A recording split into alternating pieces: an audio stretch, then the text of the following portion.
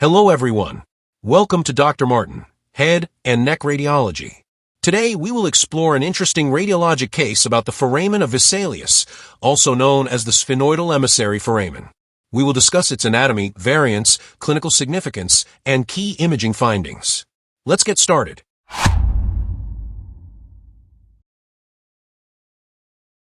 The foramen of Vesalius is a small opening located in the greater wing of the sphenoid, positioned anteromedial to the foramen ovale. Its main function is to connect the pterygoid venous plexus with the cavernous sinus through an emissary vein.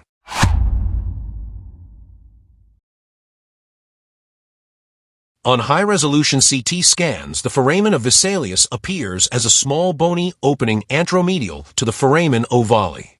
Because of its proximity to other foramina, such as the foramen ovale and foramen spinosum, it is crucial to analyze it using thin-slice reconstructions to ensure accurate identification.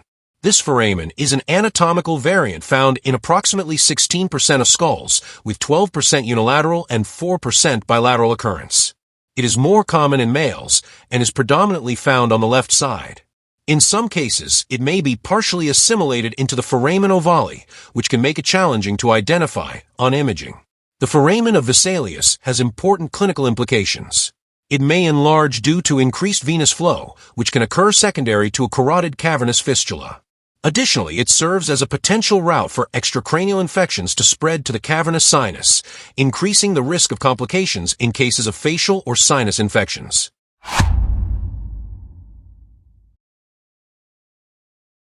If you're interested in more fascinating radiology cases, I invite you to check out my video on the radiologic findings of posterior staphyloma.